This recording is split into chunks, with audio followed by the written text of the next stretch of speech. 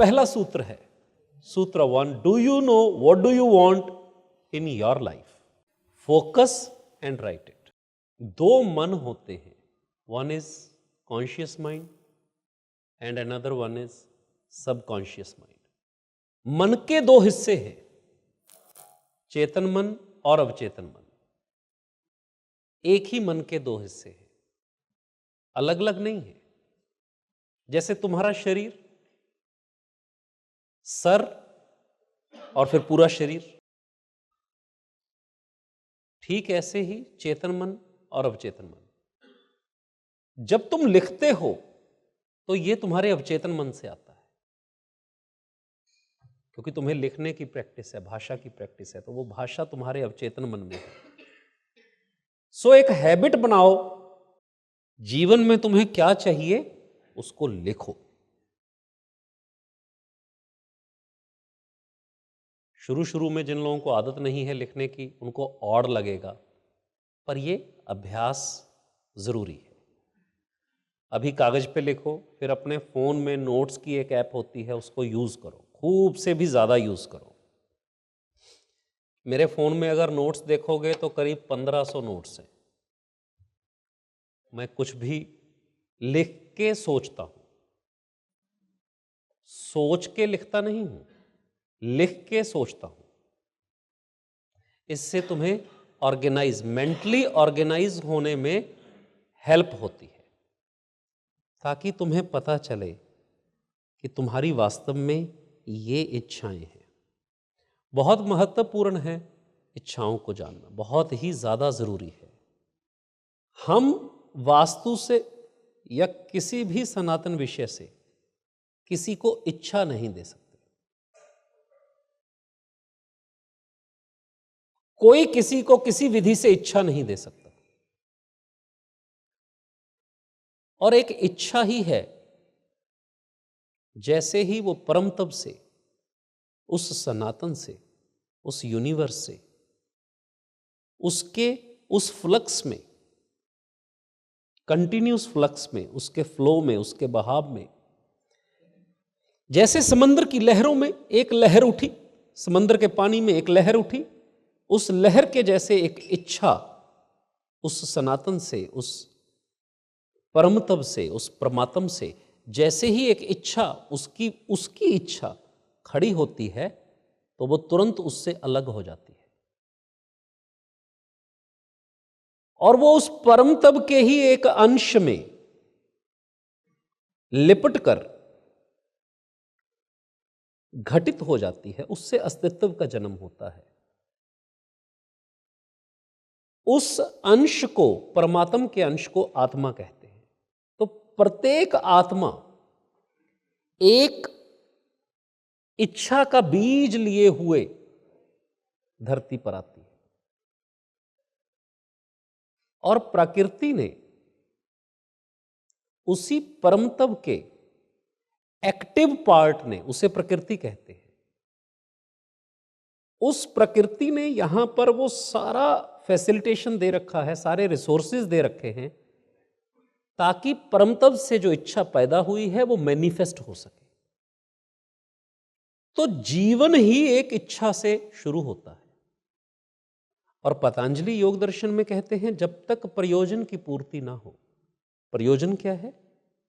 वो इच्छा, वो दैवी इच्छा जिससे जन्म हुआ है, जब तक वो अभिव्यक्त नहीं हो जाती, जब तक वो मैनिफेस्ट नहीं हो जाती, तब तक तुम बार बार जन्म लेते हो, रीबर्थ होता है, रिपीट होता है। तो मेरी ट्रेनिंग ये रही है कि इच्छाओं से भागना नहीं है, इच्छाओं की पूर्ति ही मुक्ति का साधन है। मैं अक्सर उदाहरण देता हूं, एक हमारे यहां पर उदासीन परंपरा है, इवन बुद्धिज्म में भी कुछ ब्रांचेस बुद्धिज्म की हैं जो डिजायरलेसनेस की प्रैक्टिस को प्रमोट करती है। ऐसे कई दार्शनिक कई बार मिलते हैं। तो जैसे उदासीन परंपरा के एक संत मुझे मिले और उन्होंने करीब 2 घंटे मुझे बताया कि उदासीन परंपरा क्या है, इच्छाओं का त्याग करना है। मैं सुनता रहा। मैंने उनको 2 घंटे बाद विनम्रता पूर्वक कहा, जब उन्होंने मेरे से पूछा कि आपको क्या लगता है, मैंने कहा किस बारे में, कि क्या आपको उदासीन परंपरा में नहीं आना चाहिए। मैंने कहा मुझे तो ये दिखाई दिया कि 2 घंटे से आपकी इच्छा ये है कि मुझे क्या एक्सप्लेन करके उदासीन परंपरा में लाया जाए, तो क्या ये इच्छा नहीं है? बोला पर आपकी भलाई के लिए। मैंने कहा वो विषय नहीं है, किसकी भलाई ये बात की बात दर्शन की है, दृष्टिकोण की है। मुझे ये समझ में आया और मैं इस इच्छा का आदर करता हूं, क्योंकि मेरी परंपरा है इच्छाओं का आदर करना। इच्छा पूर्ति के बिना मुक्ति संभव नहीं है। और जब तक ये अभ्यास नहीं हो जाता कि मैं अपनी इच्छाओं को रिफाइन करूं, डिफाइन करूं और उन्हें प्राप्त करूं, तो वो जो परम इच्छा है जिस वजह से मेरा जन्म हुआ है, मैं उसको मैनिफेस्ट नहीं कर पाऊंगा। और योग कहता है उसके बिना मुक्ति संभव नहीं है, उसके बिना कैवल्य संभव नहीं है, निर्वाण संभव नहीं है। और सनातन कहता है कि 4 ही गोल हैं लाइफ के, धर्म, अर्थ, काम और मोक्ष। 4 ही अल्टीमेट चीजें हैं, 4 में बॉयल डाउन हो जाता है सब कुछ। धर्म, मैं क्या धारण करूं। अर्थ, अर्थ का अर्थ है मीनिंगफुलनेस। काम, मेरी कामनाएं क्या हैं, मेरी इच्छाएं क्या हैं। मोक्ष, इनकी पूर्ति से मैं उस इच्छा से मुक्त कैसे हूं। सनातन फिलॉसफी के, सनातन धर्म के, हिंदू दर्शन के 4 गोल कहे गए हैं, 4 पुरुषार्थ कहे गए। तो धर्म क्या है? वैशेषिक दर्शन में कनाद मुनि धर्म की परिभाषा देते हैं, जो प्रयोजन की सिद्धि को प्रस्फुटित करने में सहायक है, वो धारणा धर्म है। एक ही जगह डेफिनेशन है 6 दर्शनों में, 6 दर्शनों में, 6 दर्शन शास्त्रों में एक ही जगह पर धर्म की व्याख्या है। धर्म है वो धारणा जिसे मैं धारण करके चलता हूं। किस लिए? अपने प्रयोजन की पूर्ति के लिए। तो जीवन के प्रयोजन की पूर्ति के लिए, अर्थ के लिए, काम के लिए, मोक्ष के लिए जो मेरी धारणाएं हैं वो धर्म है। तो अर्थ क्या है? अर्थ तब घटित होता है जब तुम कुछ मूल्यवान देते हो। मीनिंगफुल कंट्रीब्यूशन से अर्थ, मीनिंगफुलनेस, तुम जो दे रहे हो क्या उसका कोई अर्थ है? किसी के जीवन में कोई वैल्यू एडिशन है? क्या तुम जीवन को, प्रोसेसेस को अपलिफ्ट कर रहे हो? क्या कुछ वैल्यू एडिशन कर रहे हो? एक आदमी कच्चा लोहा लेता है, उसको पका के सरिया बना देता है, तो क्या कर रहा है? वैल्यू एडिशन कर रहा है। तुम कौन सा वैल्यू एडिशन कर रहे हो? उसकी एवज में तुम्हें धन मिलेगा, और कोई साधन ही नहीं है। वो धन किस लिए मिलेगा? तुम क्यों धन कमाना चाहते हो? क्योंकि तुम्हारी कुछ कामनाएं हैं, तुम्हारी कुछ इच्छाएं हैं, उनकी पूर्ति के लिए तुम धन कमाना चाहते हो। तो इच्छाओं के लिए धन कमा रहे हो, नहीं उनकी पूर्ति के लिए कमा रहे हो। क्यों? ताकि तुम उस बात से मुक्त हो जाओ।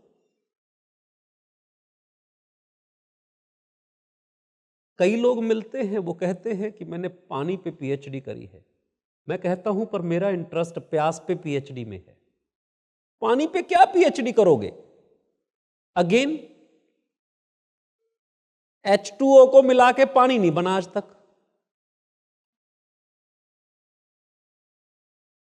पानी नहीं बना, जो है वही है। प्यास की बात कर लेते हैं ना, और प्यास पे क्या पीएचडी करने, पानी पी लो, और कोई निदान ही नहीं है। तो पूर्ति के अलावा कोई समाधान नहीं है। वो पूर्ति ही मोक्ष है, पूर्ति ही निर्वाण है। कितना सुंदर जीवन दर्शन है। ये नहीं कि पहले 25 साल धर्म, दूसरे 25 साल अर्थ, तीसरे 25 वर्ष काम, उसके अगले 25 वर्ष मोक्ष। अरे तुम क्या मोक्ष करोगे? ऊपर वाला उससे पहले ही मोक्ष करा देता है। 50 के बाद तुम्हारे वो रसेंद्रिय ही नहीं बचती कि तुम इच्छा कर सको। ये प्रतिक्षण घटित होने वाले फिनोमिना है, इनको डिफाइन करके चलना होगा। धर्म, अर्थ, काम और मोक्ष, ये एमी नहीं है कि फिलॉसफिकल टर्म्स है। ये प्रतिक्षण जीवन को लीड करने के लिए, अपने गोल्स को रीडिफाइन करने के लिए, 4 अल्टीमेट गोल्स। क्या मेरे पास सही धारणाएं हैं जिससे मैं वैल्यू एडिशन कर सकूं जीवन में भी, और किसी इंडिविजुअल के लाइफस्टाइल को ऐड करने में, वैल्यू एडिशन करने में, बेहतर करने में, क्या मेरी धारणाएं सही हैं? इससे क्या मेरी कामना, मेरी इच्छा की पूर्ति हो रही है? एक प्रयोग हुआ, डेनियल पिंक करके एक वैज्ञानिक ही कहूंगा मैं उन्हें, उन्होंने इस बात पर प्रयोग किया कि ड्राइव क्या है जो लोगों को दौड़ाता है। तो जितनी मैनेजमेंट की थ्योरीज हैं, वो थ्योरीज फेल हो गई, क्योंकि ड्राइव का मूल कारण लालच माना गया, फियर और ग्रीड, कि ये 2 मूल ड्राइवर हैं। या तो कोई लालच है और या फिर कोई डर है। मार मार के लोगों से काम करवाया गया 1947 तक हमारे यहां पर। फिर वो हटा तो डेमोक्रेसी, और उसमें लालच दिए गए, रिवॉर्ड्स दिए गए, reward driven management. Daniel pink कहते हैं अपनी पुस्तक ड्राइव में कि अगर विश्व के सबसे बढ़िया मैनेजमेंट बिजनेस कंसल्टेंट से, इकोनॉमिस्ट से सन 2002 में यह पूछा जाता कि नॉलेज गैदरिंग के 2 मॉड्यूल डेवलप हो रहे हैं। एक मॉड्यूल है जिसमें दुनिया की सबसे बड़ी कंपनी उस वक्त की माइक्रोसॉफ्ट, उसमें लाखों engineers, linguistic experts, professors, academicians, scientists को क्लब करके एक एनसाइक्लोपीडिया बनाया जा रहा है, जिसे माइक्रोसॉफ्ट लॉन्च करेगा 2008 में या 2006 में, वर्सेस ये सीडी में बिकेगा, इसका सब्सक्रिप्शन होगा, ऑनलाइन भी मिलेगा, वर्सेस एक ऐसा नॉलेज बैंक जिसमें किसी को कोई पेमेंट नहीं है, कोई रिवार्ड नहीं है, कोई भी उसे यूज कर सकता है, कोई भी उसमें ऐड कर सकता है। तो मैं समझता हूं कि हार्वर्ड या वॉर्टन जैसे बिजनेस स्कूल्स के जो इकोनॉमिस्ट और बिजनेस कंसल्टेंट्स हैं, वो सर्टनली पहले मॉडल को कहते ना, और 2012 में विकिपीडिया ने सारे मॉडल फेल कर दिए। So what was the drive? क्या ड्राइव था? अपना टाइम, अपना इंटरनेट, अपने रिसोर्सेस यूज करके विकिपीडिया पर अपलोडिंग हुई। पता है आप लोगों को वो क्या ड्राइव था? उसमें तो कोई रिवार्ड नहीं था, परंतु ये सच, ये यथार्थ, सनातन की, एटर्नल की उस फिलॉसफी को वेरीफाई करता है कि जो ड्राइव अपना कर्म करने में है वो किसी रिवार्ड में नहीं है, क्योंकि अपने काम को करने का उत्साह अपने आप में एक बहुत बड़ा ड्राइव है। और वही बात तो हमारे यहां पर कह रहे हैं कि वात पित्त कफ है, आयुर्वेद में कह रहे हैं रजस सत्व तमस है, त्रिगुण है, योग में कह रहे हैं कि अगर तुम ये पहचान लो किसका वात, किसका पित्त, किसका कफ कितनी मात्रा में है, तो उससे डिफाइन किया जा सकता है कि उसकी परफॉर्मेंस क्या होगी, उसको क्या भाएगा, कौन सा खाना भाएगा, किस प्रकार के विचार भाएंगे, उसका व्यवहार कैसा होगा। पित्त वाला इंपल्सिव होगा, अग्रेसिव होगा, वात वाला एब्रप्ट होगा, वात वाले के जब वो चलेगा तो घुटने आवाज करेंगे, पित्त वाला मस्कुलर बॉडी का होगा, कफ वाला जरा फैले हुए शरीर का होगा। एक एक चीज डिफाइंड है and that is getting verified. Facts. So वही फिलॉसफी क्या है जो तुम्हें दौड़ा रहा है? तुम्हारी इच्छा। Desires drives the life. तो तुम काहे कहो कि मैं अपनी इच्छाओं को छोड़ दूं? उनको पकड़ लो और फिर उस पर काम करो कि उनकी पूर्ति कैसे होगी। उस पे काम करना अपने आप में बहुत थ्रिलिंग है। उस पे काम करना भी ना केवल अपनी इच्छा पे बल्कि किसी दूसरे की इच्छा की पूर्ति के लिए भी काम करना बहुत थ्रिलिंग है। पर क्या तुम अपनी इच्छाओं को पहचानते हो? क्या अपनी ड्राइविंग फोर्सेस को तुम रेकग्नाइज कर सकते हो? क्या है जो रोज सुबह तुम्हें उठा देता है? क्या है जो तैयार करके तुम्हें ले जाता है? क्या है जिसके लिए तुम नॉलेज अपग्रेड करते रहते हो? इसको शक्ति कहा गया है। डिस्कार्ड मत करो। इसलिए हमारे यहां पर इन विषयों को दबाया गया, उससे विमुख किया गया, विकृतियां डाली गई ताकि तुम डिस्ट्रैक्ट हो जाओ। जब तुम डिस्ट्रैक्ट हो जाते हो तो तुम्हें रूल करना आसान हो जाता है। एक डिस्ट्रैक्टेड ह्यूमन बीइंग को ही रूल किया जा सकता है, चाहे राजनीति हो चाहे बाबागिरी। दोनों में एक ही सिद्धांत है कि लोगों को डिस्ट्रैक्ट करो, तभी वो झुंड में चलेंगे।